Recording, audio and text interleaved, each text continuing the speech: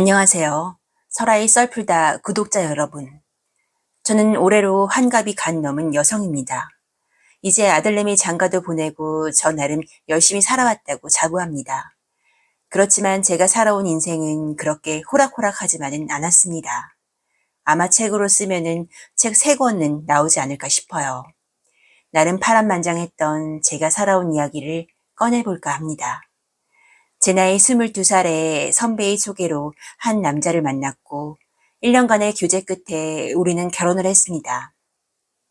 우리는 산동네에서 신혼살림을 시작했어요. 넉넉하지 않은 살림이었지만 못할 것이 없었습니다. 남편은 영업사원으로 이것저것 안 해본 일이 없었고 저는 아이들 집으로 방문형 학습지 교사를 했습니다. 결혼한 지 2년 만에 저는 아들을 임신했고 입덧이 너무나 심해져서 하던 일을 그만두게 되었습니다. 남편은 영업직을 하면서 그래도 성실하게 일해서 꼬박꼬박 월급을 갖다 줬습니다. 어느 추운 겨울 남편을 마중하러 나갔습니다. 여보, 왜 추운데 나와 있어? 당신 보고 싶어서 나왔죠. 어여 들어가자. 따뜻한 고구마 사왔어. 당신 손 좀 봐. 그러게 아침에 장갑 끼고 가랬잖아요. 남편의 손만 잡아도 가슴이 떨렸던 그 시절이었습니다. 남편을 내조하면서 아들을 키우면서 우리는 가난했지만 마음은 늘 부자였습니다. 지금 생각해보면 그때가 제 인생 제일 행복했던 시절인 것 같습니다. 남편은 늘 자기 사업을 하고 싶어 했습니다. 건강기능식품부터 정말이지 안 해본 것이 없었던 것 같습니다. 그렇게 숱하게 이것저것 도전을 하면서 생활이 어려워졌고 사기도 당해보고 생활비가 부족해져서 저는 아이를 어린이집에 맡기고 파트타임으로 나가서 간간히 돈을 벌어야 했습니다. 어느 날 남편은 아이디어가 있는데 사업 자금이 필요하다면서 친정오빠에게 부탁을 하러 가자며 저와 함께 동행을 했습니다. 그 당시 제 친오빠는 가게도 몇 개나 있고 알부자로 그 동네에서는 소문이 나 있었어요. 새언니가 워낙에 부잣집 딸이었기 때문에 물려받은 재산으로 재테크에 성공한 케이스였습니다. 오빠는 제가 어렵게 살고 있으니 가끔 저에게 아들 좋은 거 사입히라고 용돈도 주곤 했어요. 형님, 접니다. 박서방요. 아, 그래. 자네가 웬일인가? 갑자기 연락도 없이. 오빠, 저도 왔어요. 아, 그래. 어서들 들어와. 형님, 다름이 아니라 부탁 좀 드릴 것이 있어서 찾아뵀어요. 무슨 부탁? 제가 이번에 사업 구상을 했는데 사업 자금이 부족해서요. 형님, 투자 좀 하시라고 이렇게 불쑥 찾아왔어요. 오빠, 박서방이 이번엔 꼭 자신이 있대. 오빠 한번 믿어보고 투자 좀 해줘. 오빠, 제발 부탁이야. 도대체 이번이 몇 번째야? 자네 진짜 이번은 진짜야? 네, 형님, 이것 좀 보세요. 이번은 진짜예요. 오빠는 남편의 사업 설명을 듣고는 투자를 하기로 했습니다. 그렇게 남편은 오빠의 투자금을 미천 삼아서 본격적으로 사업을 시작하게 되었습니다. 남편은 가정에서 쓰는 손쉬운 청소기를 만들었고 사람들에게 입소문이 나니 수요도 많아지고 사업 규모도 커지게 되었습니다. 결혼한 지 13년 만에 남편은 드디어 그동안 여러 차례 도전해왔던 사업이 성공되었고 드디어 우리의 고생도 끝이 난 것만 같았습니다. 공장도 하나둘 늘어났고 일이 바빠지니 직원도 더 늘어나고 TV 광고도 해서 유명세를 달렸습니다. 남편의 사업이 커지다 보니 남편은 이곳저곳 사업가들의 모임에 자주 나가게 되었습니다. 게다가 남편은 회사 이미지를 생각해서 종교단체에 기부도 많이 하고 봉사도 했습니다. 남편은 사업이 커질수록 보여지는 이미지를 상당히 중요시하더군요. 집안 형편이 좋아지다 보니 저는 느지막하게 둘째 계획을 세웠습니다. 그리고 2달째 생리를 하지 않아 임신인 것 같아서 마냥 기뻤습니다. 입맛도 없어지고 가끔 식은땀도 나고 갑자기 추웠다 더웠다 하는 것이 딱 임신 같았습니다. 여보, 나 임신인가 봐요. 그래, 우리 늦둥이 보는 거야? 그러게, 이제 다 가졌네. 이번엔 딸이었으면 좋겠어요. 아, 나도 딸 있는지 부러웠는데 아들내미 있어봤자 뭐 아버지가 와도 들여다보지도 않고 애교 많은 딸 하나 있으면 소원이 없겠다. 저는 기대를 잔뜩 안고 남편과 산부인과에 갔습니다. 그때 제 나이 30 중반이었습니다. 산부인과 의사 선생님은 초음파를 해보더니 이거 임신이 아닌데요. 아기집이 보이지 않아요. 선생님, 분명히 생리도 끊겼고 입맛도 없고 입덧이 있는 것도 같고요. 갑자기 확 열이 올랐다가 추워졌다 반복인데요. 그건 갱년기 증상인데요. 피검사하고 다음에 결과 들으셔야겠어요. 제가 보기엔 결과가 나와야 확실히 알겠지만은 갱년기가 일찍 오는 경우가 덜어 있습니다. 남편과 둘째 임신을 잔뜩 안고 병원에 갔는데 임신이 아니라니, 게다가 30대 중반에 조기 평형을 한다니 눈앞이 캄캄해지는 것 같았습니다. 일주일 뒤에 피검사 결과가 나왔고 조기 폐경 진단을 받게 되었습니다. 간혹가다 부정 출혈이 있을 수는 있지만 앞으로 아이는 가질 수 없다고 하더군요. 젊은 나이에 이런 일을 겪으니 우울감도 찾아오고 늦음하게 늦둥이를 보고자 했던 우리 부부의 바람은 이제 불가능이 되었습니다. 그 뒤로 남편은 달라져만 갔습니다. 사업차 출장이 잦아지고 집에 들어오는 횟수도 줄었습니다. 어느 날은 술에 잔뜩 취해서 들어왔습니다. 여보, 술을 어디서 이렇게 잔뜩 마시고 온 거예요? 남자가 술을 먹고 올 수도 있지. 오자마자 잔소리야? 아니, 당신은 무슨 소리 그렇게 해요? 당신 완전히 술이 떡이 됐어. 외박도 잦고 이건 아니잖아요. 내가 무슨 낙이 있어? 집에 오면은 여우 같은 마누라가 있나? 여자도 아닌 마누라가 있지. 딸이 있어? 당신, 그게 지금 무슨 소리야? 아니, 그럼 네가 여자야? 어떻게 나한테 그런 소리를 할 수 있어요? 이게 시끄럽게. 남편은 저의 뺨을 때렸습니다. 저는 바닥에 쓰러져 목 놓아 울고 있었습니다. 남편은 화를 내더니 저에게 손찌검을 시작했습니다. 저는 남편의 다리를 붙잡았습니다. 새벽에 큰 소리를 듣고 깬 아들은 이 광경을 다 지켜보고서 남편을 말렸습니다. 엄마가 맞는 것을 보다 못한 아들은 남편의 멱살을 잡고야 맙니다. 남편은 어이없이 아들을 바라보면서 이 자식이 어디 애비 멱살을 잡아? 아빠, 그만 좀 하세요. 이놈의 집구석 내가 나가던가 해야지. 남편은 그렇게 홧김에 집을 나가고 들어오고를 반복했고 우리 부부싸움은 반복되었습니다. 제 이야기를 들은 친오빠는 남편을 그대로만 지켜볼 수 없다며 남편이 집에 들어온 어느 날 집으로 찾아왔습니다. 오빠 왔어요? 너 박서방 나오라고 해. 형님, 웬일이세요? 자네가 내 전화를 잘 받지 않아서 내가 직접 이렇게 찾아왔어. 형님, 제가 왜 형님 전화를 피합니까? 그건 그렇고 자네 내 동생한테 손찌검 했다는 게 사실이야? 형님, 부부싸움을 하면서 뭐 실수도 하고 그러는 거 아니겠어요? 자네 우리 집에 와서 살려달라면서 사업자금 빌려간 지가 언젠데 그때를 잊었어? 어디 내 동생한테 손찌검을 해? 주제도 아닌 것이. 형님, 말 다 하셨으면 나가세요. 왜 형님이 와서 남이 가정사에 이래라 저래라 하세요? 얼마나 못났으면은 남자가 여자를 때리나. 다시 내 동생 한 번만 더 건들면 그놈의 손모가지 남아나지 않을 거야. 형님, 말 다 하셨어요? 그리고 이번 주 내로 형님이 투자자금 주신 거 이자랑해서 다 쳐드릴 테니까는 저한테 이제 이래라 저래라 마세요. 저는 이제 형님한테 아쉬운 소리 하는 그때 그 박서방이 아니라고요. 오빠는 기가 막혀서 집을 나왔고 저는 오빠 뒤를 따라갔습니다.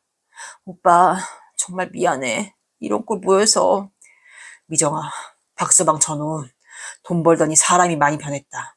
한 번만 너한테 손찌검하면 그땐 내가 가만두지 않을 거야. 오빠, 미안해. 네가 뭐가 미안해? 저놈이 문제지.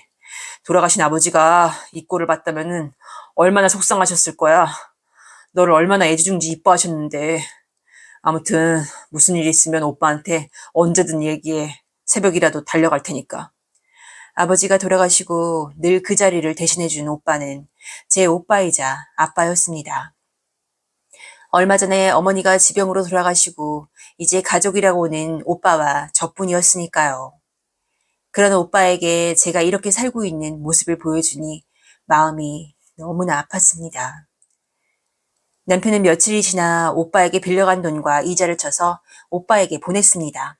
그러면서 하는 말이 더 가관이더군요. 이제 형님 볼 일은 없을 거야. 당신 그래도 그렇지. 오빠한테 말이 심하지 않아요? 아니, 그렇잖아. 늘 형님한테 나는 늘 아쉬운 소리만 하고 살았더니 형님이 아직도 나를 무시하잖아. 그건 당신 자격지심 아니에요? 자격지심? 야, 너 말 다 했어? 당신 요즘 왜 이렇게 화가 많아요? 내가 당신 여자 문제는 다 참겠는데 우리 가족한테 막말하는 거는 진짜 못 참아요. 뭐라고? 너가 여자가 아니니까는 내가 밖으로 도는 거 아니야. 이게 뭐가 내 문제야? 네가 다 이렇게 나를 만든 거라고. 어쩌면 그렇게 모욕적인 말을 할 수가 있어. 당신 사람도 아니야, 진짜. 사람도 아니라고? 너 말 잘했다. 어디 가면 나 여자들이 왕대접하듯이 서비스까지 다 해주는데 집구석이라고 오면은 마누라가 늘 잔소리야. 다시 남편의 손찌검은 시작됩니다. 보다 못한 아들은 남편을 말리다가 옆에 있던 의자를 던졌습니다. 남편은 기가 막히다면서 짐을 싸고 나갔습니다. 그리고 일주일 뒤 남편은 제게 더 이상 못 살겠다며 집을 줄 테니 이혼하자고 합니다.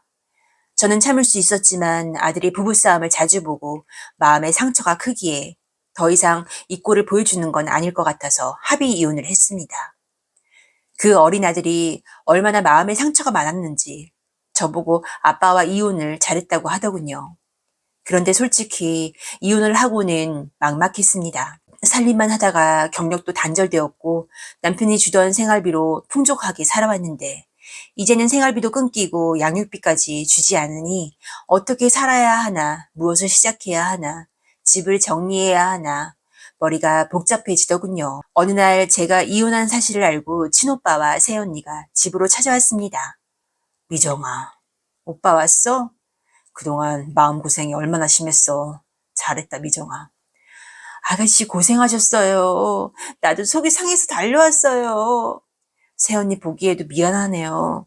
아가씨 잘했어요. 다른 건 다 살아도 맞고 사는 건 못 살아. 오빠는 저에게 통장 하나를 내밉니다. 이제 혼자고 막막할 거야. 자, 이거 받아. 오빠 이게 뭐야? 뭐긴 박서방한테 받은 투자 자금이랑 이자. 오빠, 그런데 이걸 왜 나한테 주는 거야? 처음에 박서방한테 이 돈을 준 것은 내 동생을 보고 준 것이고 잘 안 되더라도 이 돈은 내 돈이 아니라고 생각하고 준 거야. 내 동생 고생시키지 말라고 준 거지. 어차피 이 돈은 미정이 너를 위한 돈이야. 이제 이걸로 새 출발해. 오빠, 언제든 힘들면 오빠한테 말하고, 알았지? 오빠, 새언니, 너무 고마워요. 오빠가 준 통장을 받고 하염없이 눈물이 흘렀습니다. 너무나 든든한 내 오빠였습니다. 그는 이혼 후 양육비 한 번도 준 적이 없었습니다. 그가 준 집으로 모든 것을 정산한 것만 같았습니다. 아들은 자기 핏줄이니 그래도 챙길 거라는 제 생각은 착각이었습니다. 저는 막막했지만 정신을 차리고 오빠가 제게 준 돈으로 무엇을 할까 고민을 했습니다. 막상 제가 이제 와서 뭘 해야 할지 생각이 안 나고 막막하기만 했어요. 아들에게 저녁을 한 상 차려줬습니다. 엄마, 나는 세상에서 엄마가 해주는 밥이 제일 맛있다. 그래, 정말 맛있게 먹어줘서 고마워, 아들. 엄마, 식당 가면은 대성할 거야. 정말? 엄마 밥이 그렇게 맛있어? 응. 엄마 음식을 먹어보면은 사람들이 엄마 밥 먹으러 자주 오게 될 거야. 아들이 그렇게 말을 해주고 그리고 생각해보니 힘이 났습니다. 제 음식을 먹어본 사람들은 늘 음식을 잘한다는 칭찬을 했는데 바로 그거였습니다. 제가 할 것은 집밥 위주의 식당이라는 것을요. 저는 서울에 목 좋은 자리는 아니었지만 10평 남짓한 규모의 식당으로 밥집을 차리게 되었습니다. 처음에는 동네 주민들이 와서 밥을 먹어보고 맛있다고 하더니 차츰 소문이 났는지 사람들이 오기 시작했습니다. 손님들은 집에서 먹는 밥 같다며 좋아했고 단골 손님도 늘어났어요. 어느 날이었습니다. 한 손님이 들어와 집밥을 시켰습니다. 저는 평상시처럼 반찬과 국 그리고 밥을 내어드렸습니다. 손님은 몇 숟갈 떠 드시고는 눈물을 흘리시네요. 손님, 어디 불편하세요? 아닙니다. 돌아가신 어머니 생각이 나서요. 아, 그러세요. 돌아가신 엄마가 해준 바로 그 맛이네요. 감사합니다. 정말 오랜만에 맛보네요. 바로 이 맛이에요. 네, 그러시군요. 제가 다 감사하네요. 더 필요한 거 있으시면은 말씀하세요. 단골 손님은 그날 이후로 집밥을 먹기 위해 매일매일 찾아왔습니다. 저는 제가 만든 음식을 맛있게 먹어주는 분들이 제일 고마웠습니다. 저의 식당이 잘 되니 건물주가 어느 날 와서 제게 말을 합니다. 아줌마, 다음 달이 만기인데 재계약은 없어요. 나가주세요. 우리 아들이 여기 자리가 좋아서 식당 하기로 했어요. 아니, 미리 말씀을 해주셔야지. 그러는 법이 어딨어요. 무슨 말을 해요. 내 건물에 내가 내 아들 장사하라는데 아줌마가 무슨 이래라 저래라 해요. 안 그래도 월세도 싸고 아줌마 장사해서 돈 많이 벌지 않았어요? 여지껏 장사한 거 감사한 줄 알아야지. 내 원참. 손님이 많아지고 기다리는 손님들로 줄을 쓰자 그 이후로 건물주는 눈여겨보더니 이곳에 아들 식당 자리를 주려고 합니다. 다음 달에 나가라는데 여지껏 저의 손맛을 보고 온 손님들에게도 너무나 미안하고 이곳을 떠나면 막상 어디로 가야 할지 막막해지더군요. 한숨이 나왔습니다. 매일 오시던 손님이 왔습니다. 음식을 내어드렸습니다. 오늘도 감사히 잘 먹겠습니다. 전 사장님 손맛이 세상 제일 좋습니다. 네, 늘 칭찬만 해주셔서 감사드려요. 그나저나 이번 달에 가게를 빼야 한다네요. 그게 무슨 소리세요? 네, 건물주가 이 자리에 아들 식당을 차려준다고 저보고 나가라고 해요. 이런 여기는 사장님 손맛 보고 오는 손님이 주인데 그렇다고 자리가 좋은 것도 아니고 심보가 못 쓰겠어요. 어쩔 수 없죠. 저야 세입자인데 주인이 나가라면 나갈 수밖에요. 어디로 가야 할지 막막하기만 해요. 전 사장님 밥을 못 먹으면 이제는 일이 안 되는 사람입니다. 이걸 어쩌나 생각 좀 해봐야겠어요. 아무튼 사장님께도 미안하게 됐어요. 그는 심각한 표정을 지으면서 밥을 먹습니다. 그리고 며칠 뒤 어떤 사람이 식당으로 찾아왔습니다. 뭘 드릴까요? 네, 손님은 아니고요. 사장님, 저희 회장님 심부름 왔습니다. 잠시 시간 내주시면 보여드리라고 하셔서요. 무슨 말씀이세요? 매일 11시 정각에 오시는 분, 안경 쓰시고 풍채 좋으신 분 있으시죠? 네, 우리 단골 손님인데요. 그분이 저희 회장님이세요. K그룹 회장님이요. 아니, 세상에, 회장님이라고요? 사장님, 지금 시간 괜찮으시면 같이 가보실 때가 있어요. 그녀는 단골 손님의 비서라고 합니다. 그 단골 손님 소유의 건물 1층에 새가 나갔는데 그곳에서 가게를 하는 게 어떻겠냐고 하더군요. 자리 잡을 때까지 당분간 새는 받지 않는다는 말도 꼭 전해주라고 합니다. 그렇게 고마운 단골 손님은 저에게 큰 선물을 주셨습니다. 이전한 식당에서는 장사가 더 잘 되었고 제 단골 손님들도 어떻게 아셨는지 다시 한 분씩 찾아오기 시작했습니다. 그리고 이전에 장사하던 곳은 건물주 아들이 식당을 개업한 지 6개월 만에 폐업을 했다고 하더군요. 저는 손님이 많아지다 보니 장사를 하느라 아들도 돌볼 시간도 없었는데 아들은 착실히 공부해서 원하는 대학에 당당히 합격을 했습니다. 열심히 사느라 뒤도 안 돌아봤는데 아들을 바라보고 있으니 전 남편의 얼굴이 생각이 납니다. 아들은 전 남편을 많이도 닮아 있더군요. 그 사람은 잘 지내는지 어떻게 피부치인 아들을 한 번도 찾아오지 않는지 참 매정한 생각이 들었습니다. 저에게 은혜를 베푸신 단골 손님은 식당이 쉬는 일요일을 빼고는 매일매일 찾아왔습니다. 이제는 건물주와 세입자의 관계가 되었네요. 그는 식당에 자리 잡는 5개월간 월세를 받지도 않았습니다.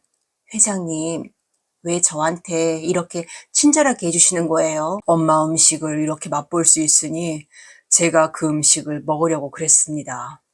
너무 감사드려요. 정말이지 이 은혜 어떻게 갚아야 할지 모르겠어요. 이렇게 맛있게 음식을 해주시면 돼요. 다른 건 바랄 것이 없어요. 정말이신가요? 너무 감사드립니다. 네, 우리가 만난 지 이제 10년이 다 돼가네요. 그런가요? 시간이 참 빠르네요. 한 번도 빠짐없이 저희 가게에 들려주셨어요. 네, 그동안 지켜보면서 참 사장님 성실하시고 너무 좋으신 분 같아요. 칭찬이세요. 제가 혼자 아들 키우면서 열심히 살아야겠다는 생각으로 일했어요. 그러셨군요. 혼자셨네요. 저는 아내와 사별했습니다. 아이고, 그러세요. 전 이혼했어요. 어이없이 혼자가 돼서 막막했는데 아들이 엄마 식당 하는 게 어떠냐고 해서 여기까지 오게 됐네요. 우리 서로 돌싱이네요. 돌아온 싱글. 그러게요, 회장님. 늘 자상하고 기다려주는 마음이 바다 같은 그가 그날부터 제게 남자로 다가왔습니다. 어느 날 식당에서 요리를 하다가 기름이 튀었고 그 기름에 그만 넘어지는 사고가 나고 말았습니다. 다리가 골절이 되어서 뼈가 붙는 동안 쉬어야 했어요. 그는 소식을 듣고는 한 걸음에 달려왔습니다. 저를 보고는 그러더군요. 미정 씨, 이제 안 되겠어요. 너무 일이 많아요. 이제 쉬어요. 근데 제 부탁 좀 들어주시면 안 될까요? 그게 무슨 말씀이세요, 회장님? 미정 씨, 이제 여러 사람들 밥하지 말고 내 밥만 차려줬으면 좋겠어요. 우리 결혼합시다. 내가 평생 함께 할게요. 아, 회장님. 전 남편이 어떤 사람이었는지 몰라도 미정 씨 마음에 상처를 줬다면 전 상처 입은 거 다 고쳐주고 살게요. 당신이 나이대로 아프더라도 저는 끝까지 당신과 함께 하고 싶어요. 저는 그 말을 듣고 뒷뺨에 저도 모르게 눈물이 흘렀습니다. 저는 아무런 대답을 하지 못했고 그는 제 손을 잡았고 흐르는 눈물을 닦아주었습니다. 그렇게 저는 식당을 그만두게 되었고 다리 치료를 마치고 우리는 간단히 식을 올리게 되었습니다. 그는 전처와의 자식이 없었기에 제 아들을 호적에 올려주었고 친아들처럼 대했습니다. 아들이 대학에 졸업하고 해외 유학을 보냈고 경영학을 공부시켰습니다. 그가 저에게도 너무나 잘하고 아들까지 챙겨주니 늘 감사한 마음이고 그런 남편이 존경스러웠습니다. 살면서 누군가를 존경하면서 살아온 적은 없었는데 그것이 바로 남편이라는 사실에 저는 너무나 행복했습니다. 친오빠도 이제야 동생 걱정을 그만할 수 있다면서 축하해 주었어요. 그러던 어느 날이었습니다. 오빠를 오랜만에 만나 점심 식사를 하기로 했어요. 미정아, 어찌 너는 나이 들어가는데 더 이뻐진다. 정말 오빠? 그래, 오빠도 너를 보니까 이제 걱정이 하나는 없다. 그나저나 박서방은 연락 한 번 없니?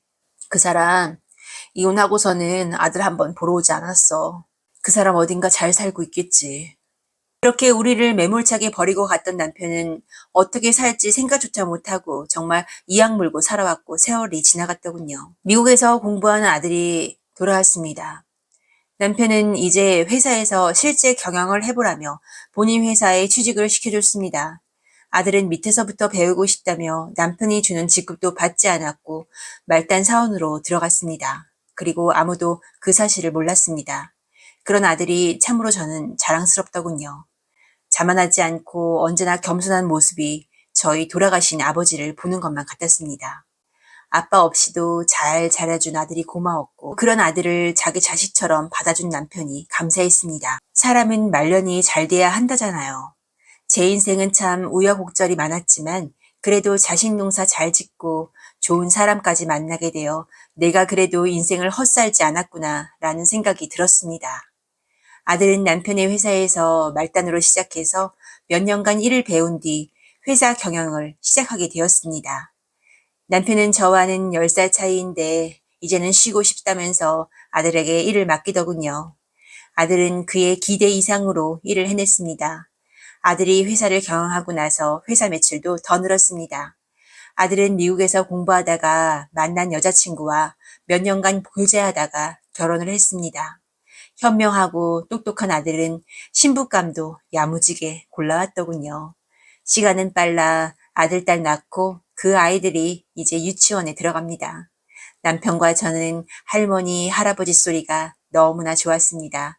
자식보다 손주가 더 이쁘다는 게 무슨 말인지 알겠더군요. 그러던 어느 날 아들을 보러 오랜만에 회사에 가려고 아들이 좋아하는 김밥을 쌌습니다. 여보, 웬일로 김밥을 다 싸요? 우리 아들 주려고요. 아들 덕분에 김밥을 다 먹어보네. 여보, 김밥 맛있으면은 또 싸드릴게요. 영준이 보러 회사에 가는데 당신도 같이 가실래요? 아니, 오랜만에 모자지간에 좋은 시간 보내고 와요. 난 빠져야지. 당신도 참. 난 김밥 먹고 운동가리다. 네, 꼭꼭 씹어 드시고요. 다녀올게요. 김 기사 대기시켰으니까 편하게 다녀오시구랴. 그냥 전철 타고 가도 되는데요. 우리 마님 누가 업어가면 어쩌려고요? 그렇게 하세요. 네, 감사해요, 회장님. 저는 김밥을 싼 김에 회사 직원들 것도 챙겨서 갔습니다. 직원들 하나하나 감사했어요. 제가 뭐 해줄 건 없고 간단히 먹을 김밥 한 줄이 그들에게 힘이 나기를 바랬습니다. 엄마, 왔어요? 우리 아들 얼굴 보기 힘들어서 내가 이렇게 왔지. 엄마, 이게 다 뭐예요? 김 기사 들고 있는 게? 우리 아들 김밥 싸는 김에 회사 직원들 드시라고 아주 넉넉하게 쌌지. 우리 엄마 손도 크단 말이야. 식당 하시던 가닥이 여기서 나오네. 그래, 사고만 아니었으면 아직도 엄마 식당 하고 있었을 거야. 엄마도 참. 그나저나 오늘 사람들이 왜 이렇게 많아? 오늘 일이 많아서 박 이사가 일용직 노동자들까지 많이 데려왔어요. 아, 그래? 그럼 엄마가 넉넉하게 싸웠으니까 저 양반들도 드리고. 아들은 직접 제가 싼 김밥을 직원들과 일용직 노동자들에게도 나눠주고 있습니다. 저희 어머니가 직접 싸신 김밥이에요. 드시고들 하세요. 사장님, 감사합니다. 세상에 너무 맛있어요.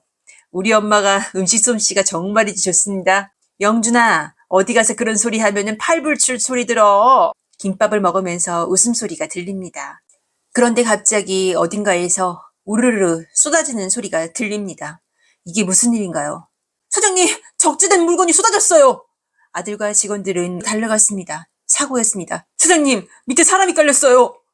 아들과 직원들은 힘을 모아 쓰러진 물건들을 끄집어냅니다. 나이가 지긋한 남자가 깔려 있었습니다. 그의 주변엔 김밥이 떨어져 있습니다. 지나가던 한 일용직 노동자가 아니 저 양반 김밥을 맛있게 먹고는 어디서 먹어본 맛이라고 한참을 말하더니 사장님이랑 사장님 엄마 보고서 뒷걸음치대요. 아들은 엎어진 그를 일으켜 세웠습니다. 어디선가 많이 본 사람입니다. 아들은 그를 알아보고 소스라쳐 놀랍니다. 수염이 더부룩한 그는 자세히 보니 전 남편이었습니다. 저는 너무나 놀래 주저앉고 말았습니다. 아들은 남편을 업고 뛰었습니다. 김 기사, 차 대기시켜 당장 병원으로 가, 당장! 그는 병원으로 갔고 응급실로 이동합니다. 우리를 버리고 아들을 한 번도 보지 못한 전 남편은 부상으로 긴급 수술을 받았습니다. 세상에 처자식 버리고 그렇게 가놓고서는 왜 그런 모습으로 우리 앞에 나왔을까요? 왜 우리를 버리고 보란 듯이 잘 살아야지 왜 이렇게 나타났는지 화가 났습니다. 의사는 말합니다. 가족분들 되시나요? 네, 제 아버지입니다. 죄송하지만 출혈이 너무나 컸고 며칠 못 버티실 것 같습니다. 아들은 눈이 시뻘개졌고 말없이 눈물을 흘리고 있습니다. 그는 잠시 정신이 들었고 저에게 할 말이 있다고 합니다. 왜 이런 모습으로 왔어? 당신 우리 버리고 갔으면 잘 살았어야지. 왜 이러고 살고 있었어? 미안해. 나는 죄인이야. 왜 그랬어, 왜?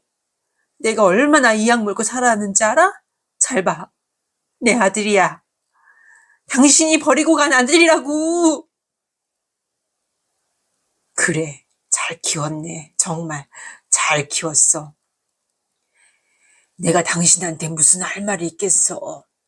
나는 죗값을 받고 갈 테니 나를 위해 눈물도 흘리지 말아줘. 고마웠다, 정미야. 그는 마지막 숨을 헐떡이더니 눈을 감고 말았습니다. 아들은 주저앉아 소리 없이 울었습니다. 소리 없이 우는 아들을 안고 같이 울었습니다. 아들은 그의 장례를 치러주었습니다. 친오빠는 저에게 말을 하더군요. 박서방 알아보니 너랑 이혼하고 그 뒤로 결혼도 2번 했고 다행히 아이는 없었고 여자들이 다 등쳐먹은 데다가 자기까지 당해서 몇 년 전 부도 났더라. 그리고 다시 재기를 못하고 방황하다가 일용직 노동자로 하고 있었던 모양이다. 참 사람이 말년이 좋아야 하는데 저 자식 다 버리더니 이렇게 되는구나. 한때는 그를 너무나 사랑했었고 태어나 가슴이 떨렸던 남자였지만 저에게 큰 상처를 주었던 남자였습니다. 그래도 아들의 생부이기에 저는 내심 그가 어딘가에서 그래도 잘 살고 있겠지라는 생각을 했었는데 이렇게 우리 앞에 못 볼 꼴을 보여주고 가고 말았습니다. 남편은 저의 손을 꼭 잡아주었고 아무 말 없이 저를 안아주었습니다. 아들은 며칠 말도 없더니 다시 열심히 일하고 지냅니다. 그렇게 다시 일상으로 모든 것들이 돌아왔고 꽃이 피는 봄이 다시 찾아왔습니다. 오늘의 사연을 마칩니다. 구독과 공감은 다음 작품에 큰 힘이 됩니다. 감사합니다.